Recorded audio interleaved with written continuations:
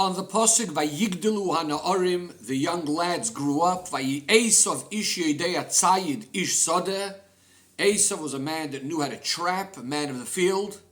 Rashi quotes the words yedei atzayid, and Rashi explains that it's referring to ensnaring and deceiving his father with his mouth. He would ask him, he would say, "Father, how do you take off meiser from salt and from straw?" So his father thought that he was very meticulous, very particular in mitzvahs. So the Mefarshim explain that the reason why Esav was specifically asking regarding salt and straw is because these are things that are completely exempt from meiser. We don't give meiser from salt and straw, even midrabanan. And with this, Esav was trying to show that he's so careful with mitzvahs that he's giving meiser even from things that are potter, that are exempt from meiser. But the Rebbe says, if that's the case, it seems to be very surprising. If Esav would be giving meiser from salt and straw, so perhaps you could say that that's showing he's trying to be extra careful in mitzvahs. But just asking how one takes off meiser from these things, seemingly with this, not only isn't he impressing Yitzchak, on the contrary, the question itself is showing on his complete ignorance, on his amoratzas, that he doesn't know the halachas of meiser. How do you give meiser? You don't give meiser.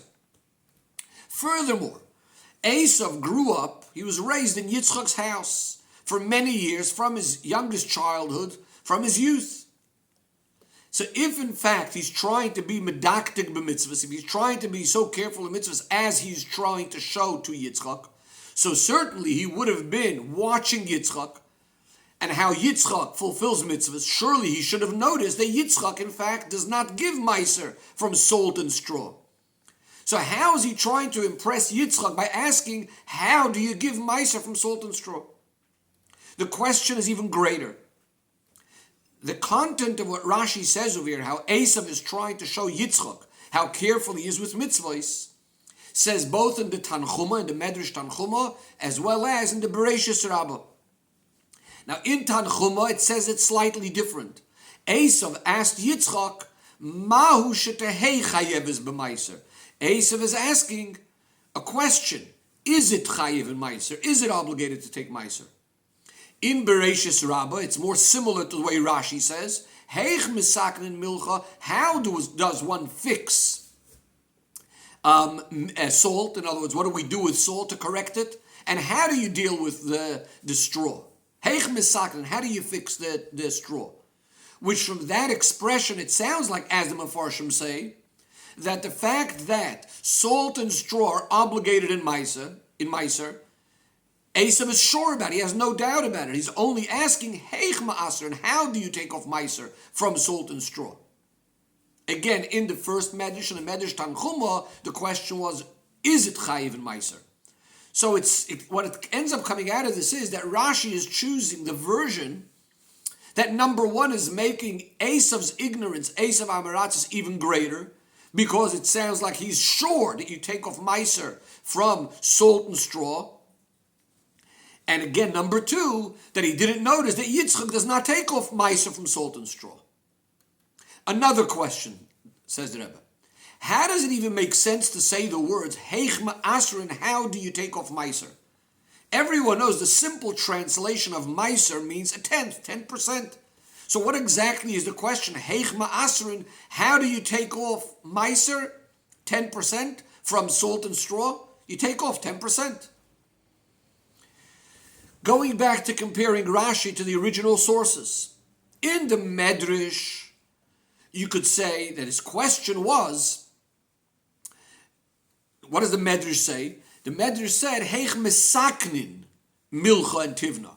How do you fix it? How do you correct melech and tevin?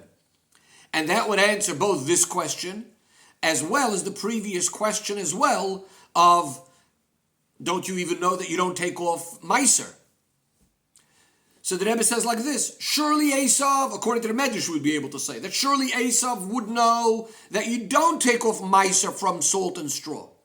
His question was known, it was only, okay, so what do we do? Heich mesaknin, how do we deal with, how do we fix, how do we do something positive with the salt and straw? Meaning, since we know that you're supposed to take off meiser from other produce, and since there's also a concept of meiser from animals, the idea being is we try to show that everything belongs to Hashem, so surely there must be something that we do to fix, to correct, to rectify the things that are exempt from meiser, that we should somehow show that these things too are connected to Hashem and they come from Hashem.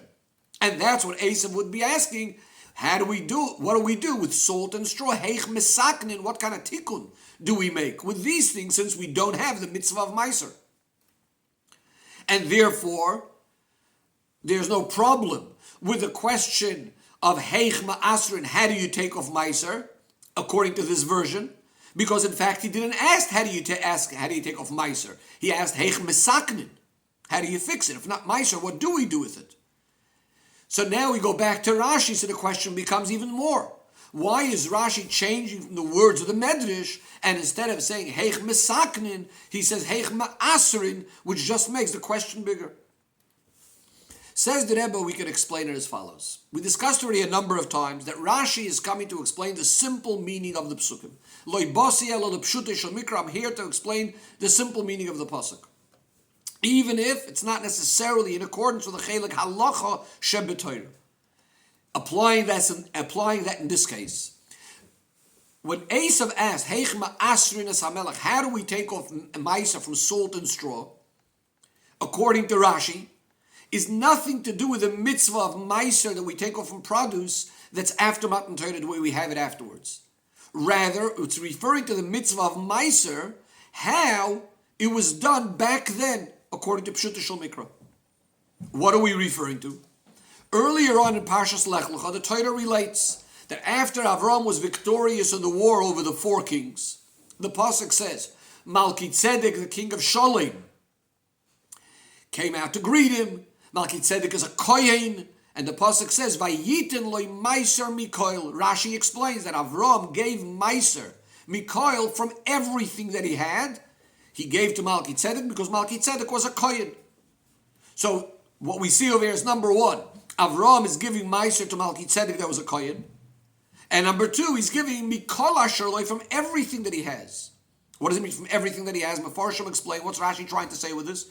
He's trying to negate what we may have thought that the meiser that Avram was giving was from the spoils of the war, only the spoils of the war,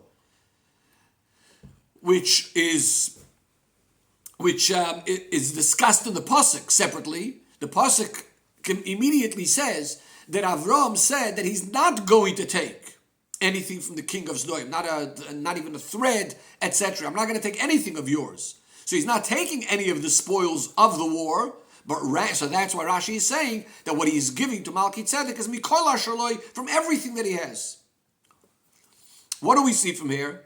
That Avram gave meiser from everything that he owned, meaning from all of his possessions. And as we have earlier on, the things that he had were the sheep, the animals, the slaves, silver, gold. So Avram gave meiser from everything. And since we know, as the pasuk says, that Avram commanded his family, his children and family after him, to keep on going in the path of Hashem to do tzedakah and mishpat, so obviously Yitzchak acted in the same way, that he gave meiser not only from his grain, as Rashi brings later on the pasuk of Ayimtza Meya Sha'arim, that he gave meiser from all of his grain, but rather Yitzchak also gave meiser mikol asher loy, from everything that he owned. Furthermore, the Rebbe says, the truth of the matter is that we could expound this also according to the other pirushim of the Torah. In other words, explain this not only based on Pshut Shel Mikra, which not necessarily, as we said before, is going with the halacha and saying that this is that the meiser over here applied to everything in the category of meiser, but really we could say another point. Avram, we know, fulfilled all of Torah, including also the idea of the mitzvah of tzedakah, which is giving also at least 10% from the principle of what one has. And as the pasuk says, he commanded all of his children to give tzedakah.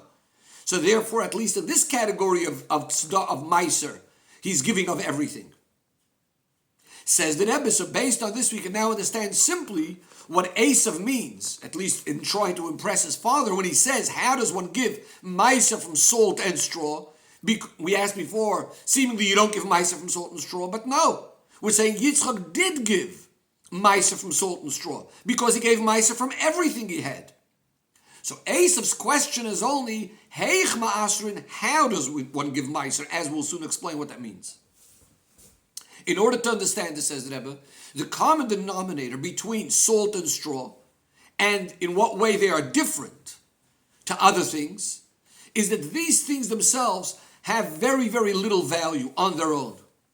But when you mix them together with other things, so now we suddenly have a benefit that's disproportionate from the benefit that we would have had on their own. As we see practically, take a little bit of salt, and that quantity that we take, that little pinch of salt, a little bit of salt, is money value is very, very little. And nevertheless, it gives it a taste into a dish, into a food, and makes it so much better. That's now going to be, again, disproportionately better and greater than that little tiny bit of salt that we put in. And it's not only adding some flavor, but it's without the salt, it's like the whole food is missing and lacking. As the Pasuk says, can one eat something bland without salt? The same idea is with tevin, with straw. On its own, if it's something like for animal food or for heating up in the oven, the fireplace, so the straw has a very, very small value, monetary value. But when it's used for making bricks with it, for building, and similar things to that, again, suddenly the value of it, the worth, is so much more. And that's what Esav's question was. In this type of meiser that we're talking about, the kind of meiser that we say that you're giving mikol hashalai, you're giving meiser off everything, which is l'chumra, to be strict, we give from everything that one owns. So now, since we're trying to be machmir, there is room to say that perhaps the way to give the meiser from the straw and the salt is not according to the measurement, the weight, the count on itself as it's presently the salt, its current value, like we would do by meiser behema, where you give just 1 out of 10, etc. But perhaps we should give according to the worth, the value of it, of how it's eventually going to be used. And therefore, in our case of salt and straw, the question is, how do we count it? Do we count according to the value that it's right now, or do we count according to the value when it's going to be used, when it's going to be mixed with things and add flavor to them? Says the Rebbe, with this will also be more geschmack now, when we look specifically in the wording of Rashi, that his father would think that he's medaktik b'mitzvahs. Medaktik means that he's being very precise in mitzvahs. In other words, that he's doing the mitzvahs with the greatest precision in calculation. He's trying to calculate exactly the value of the salt and the straw, etc. Whereas according to those mefarshim that said that Esav was trying to impress Yitzchak, we're showing that he's giving meiser from things that are not obligated in meiser, it would have been more suitable to say words such as he was more machmer b'mitzvahs, he was more strict, he was more mahader b'mitzvahs, or the like. The Rebbe now moves on from some of the amazing things we could see in the area of halacha of the Rashi. The Rebbe says, as mentioned earlier, we had the Medrash said, Heich mesaknin, how does one fix, correct the salt and straw? Rashi used the term Heich ma'asr, and how do you take meiser? Says the Rebbe, the difference between these two expressions, we could say, is dependent on a machloikas between the Rambam and the Raavad. In Hilchas Malachim, the Rambam is discussing the mitzvahs the way they were before Matan Torah. And this is what the Rambam says. Adam Rishon was already commanded on 6 things. Obviously 6 out of the Sheva mitzvahs b'nei Noach. The Rambam then elaborates with Noach, etc. And then he speaks about Avraham Avinu. And he mentions that Avraham Avinu started Shachris, Daven Shachris. And he then goes to Yitzchak, and Yitzchak was the one that took off Meiser. Comes along the Raavad and says that the Rambam should have said that Avraham gave Meiser. So what's the machloikas over between the Rambam and the Raavad, whether Avraham already started Meiser or not? We do have that pasuk about Avraham giving Meiser. So the Mefarshim explain that the Rambam and the Raavad are actually arguing about that pasuk, Vayitin loy Meiser Mikoil, that says by Avraham that Avraham gave Meiser to Malki Tzedek. According to the Rambam, when he gave Meiser then, it's totally nothing to do with the kind of Meisers that we give after Matan Torah. because the maasros after Matan Torah are only with things that grow from the ground, produce, etc. Rather, this was a maaser that came from the spoils that came to him, as the Ragachover explains, that according to the Rambam, that maaser is more similar to the story we have when the Yidden had a war against Midian, and there was a certain tax they had to give from that which they had captured and that which they had taken in the war by the Milchama of Midian. They had to give it to Elazar, etc. But that's a mitzvah clearly not a mitzvah that's for future generations. So according to the Rambam, that whole maaser that Avraham gave has nothing to do at all with the kind of maasros that we give today. Whereas according to the Ravid, it is generally related to our maasros. Now, although of course maasros that we give are specifically things that grow, says the Rebbe, we could say number one, that condition that we give only from things that grow, that is some achidush that came after Matan Torah. In other words, before Matan Torah, maaser was given from everything without exception. As it says, he gave from Mikoil. And there's a chidush that happened by Matan Torah. Now it's only going to apply to certain conditions that now changed after Matan Torah. We find this by other mitzvahs as well, that the avos fulfilled, although they didn't do with exact same conditions as after Matan Torah. The Rebbe gives an example. There's the concept of yibum, which usually, yibum, if a person dies, a man dies childless. So, of course, there's the concept of yibum that his brother needs to marry his wife. But before Matan Torah, it wasn't necessarily only the brother. It could have been the brother, it could have been the father, it could have been another relative. So this is point number one. But then again, the condition possibly changed, but it's generally the same type of maasros. Another point that Rebbe says is, and we mentioned this earlier in the Sicha as well, that the maaser of Avraham is perhaps more connected to the idea of maaser like we give maaser of money. And even though we might say that the maaser that one gives of money is completely midrabanan, it's not like maaser at all. Well, first of all, we know from the pasuk Vayishmer Torah so that Avraham Avinu kept even Torah Shebaal Peh.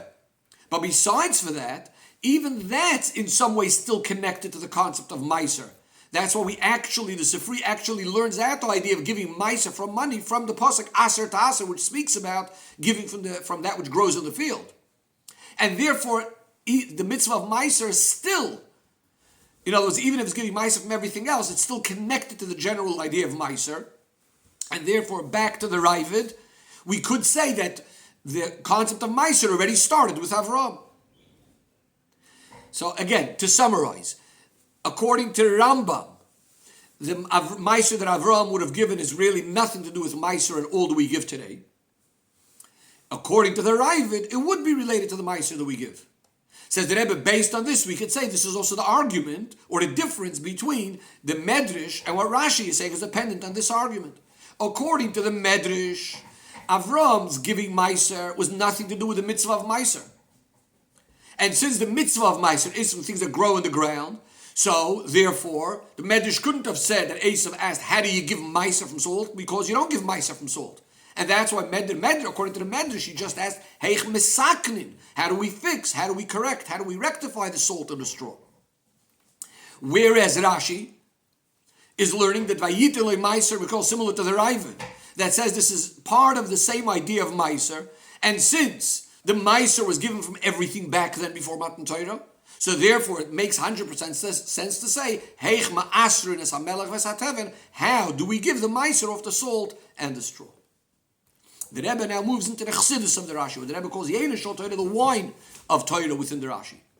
And the Rebbe says, seemingly we could still ask, why is Esav asking specifically regarding these two things of salt and straw, when surely there are other things that have a similar sort of characteristic, that when you use them mixed with other things, they now get much more value relative to their original value that they had before.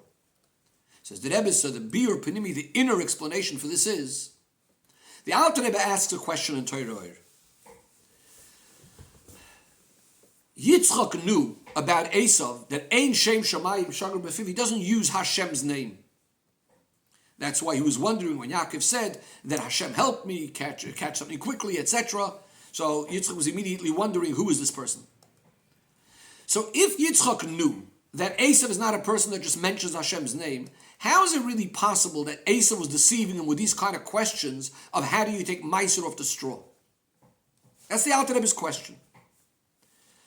And in other words, Yitzchak knew that Esav is not the tzaddik that he's showing to be. Doesn't mention Hashem.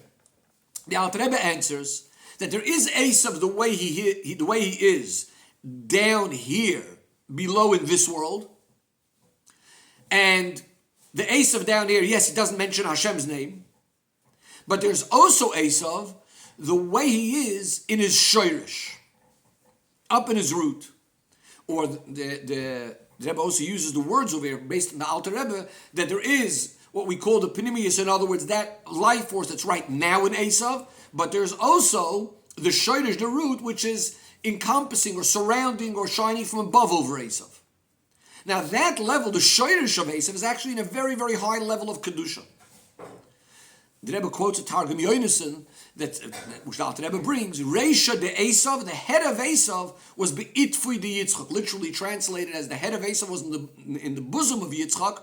This is referring to the story where that's where Esav's head ended up being after he was killed, etc. But what that means spiritually speaking is that the head of Esav means the root of Esav is within Yitzchak. Esav is the idea of gevura of Klippa. It's gevura, severities, judgment, harshness, etc. But it originates in its source, in its rosh, it originates within Kedusha, in Yitzchak. And therefore, mitzad this level, coming from the perspective of this makif level, of this high level, Esav is asking, how does one take off Meiser from Tevin? And this is in fact why Yitzchak wanted to give the brachas to Esav, because he was trying to draw down the shoirish of Esav down here, which according to Yitzchak, that would have helped for Esav to be elevated. So that's where these questions are coming from. It's really coming from this high root of Esav. Says the Rebbe, now we can explain why Esav chose specifically these two things of how do you take off Meiser from salt and from straw. Because that's all hinting to this bitter, to this elevation and refinement of the ideas of Esav. It says in Chassidus that melach, salt, is the root, is the source for all matters of gevura, of severities, of judgment. And that is why the salt sweetens the judgments. Because there's a concept of Eina Gvuris Nimtak, and the only way to sweeten the judgments, the harsh things, is if you go to the root. And that's what salt has the ability to be able to do. So in other words, in this idea of taking the Meiser of salt, this is hinting to this idea of elevating, of refining these Gvuris of Esav. Similarly is the idea of Ma'aser and Satevin, taking salt as Meiser of straw. It says in Chassidus that the husk, the straw, these are all the things that are the waste of the kernel of the grain, which represents the idea of klippos. Klippos is a concept of a covering, a husk. And that's why Esav from the side of Klippa is praising himself with this idea that he's giving Meiser of these husks and the straw. And that's why it says regarding the bitter of Esav in the future, also level Mashiach comes. The house of Yaakov will be fire. Ubeis Yosef Lahava, the house of Yosef will be a flame. Ubeis Esav Lakash, and the house of Esav will be that straw. Kain Yi B'Meheirav Yameinu Mamish, says the Rebbe, B'Vias Mashiach Tzedkenu.